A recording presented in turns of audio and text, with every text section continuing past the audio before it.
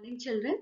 Now, in the chapter Agriculture, third part, we have oil seeds, and as per the syllabus, there are only three oil seeds in your syllabus: groundnut, mustard, and soya bean.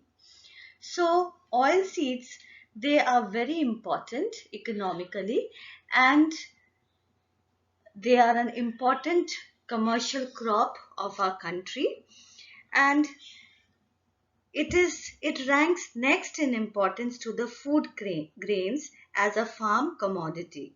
It is an important export item.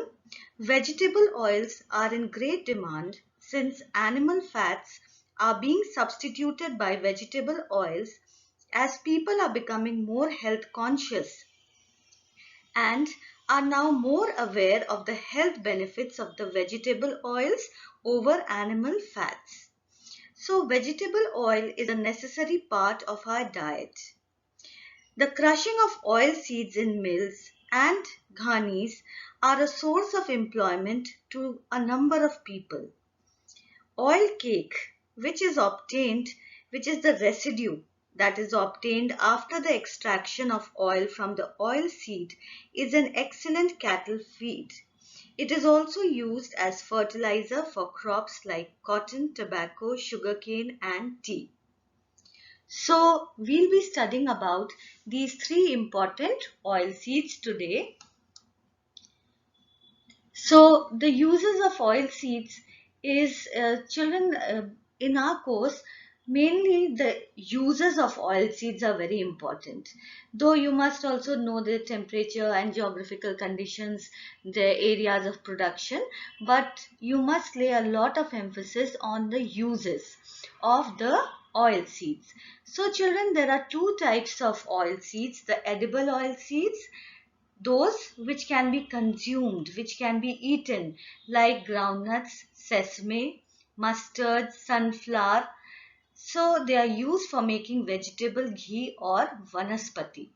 The non-edible oil seeds are castor, linseed, neem, and mahua. They cannot be used as part of our diet and are used for producing industrial oils and other commercial products. So we are going to study about the edible oil seeds. So the first oil seed that we'll study about is the groundnut. It is the most important oil seed of India, and it is mainly grown as a kharif crop. Now children, groundnut, it is a leguminous plant, so it plays an important role in crop rotation and in enriching the soil. There are two types or varieties of groundnut plants. The bunch type, as you can see on the left hand side, the bunch type, these plants grow vertically to a height of about 40 centimeters, and the runner type, these grow horizontally and spread over a large area. They are shorter. When they flower, they bend the flower stalk downward into the ground where the seed pods grow and mature. Now let us see the geographical requirements. Soil, it requires well-drained, light sandy loams, red and black soils. Climatic conditions, it requires temperature ranging between 20 to 25 degrees centigrade. Children, please learn the range. Just don't end up learning only 20 degrees centigrade. You must learn the entire range for each crop. Warm and dry weather is important at the ripening stage. It needs rainfall of 50 to 70 centimeters, which should be well distributed. It responds better to irrigation, but it is susceptible to prolonged drought, continuous rains, and stagnant water and frost. All of these conditions are harmful for the plant. The seeds are sown in June and harvested in 3 to 4 months time before the winter arrives. Its pods grow underground, that is why they are known as groundnuts.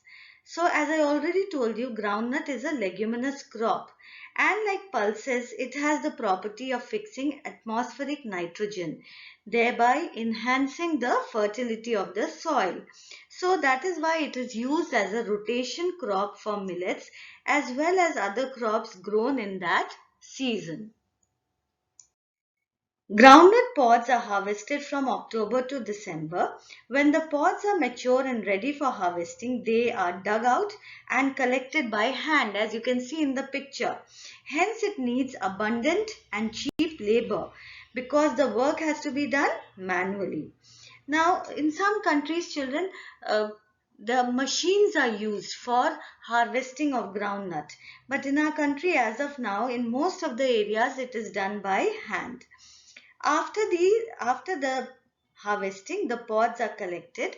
They are then dried in the sun. Later, the pods are shelled and the seeds are collected. So, dry and warm winter is needed at the time of ripening.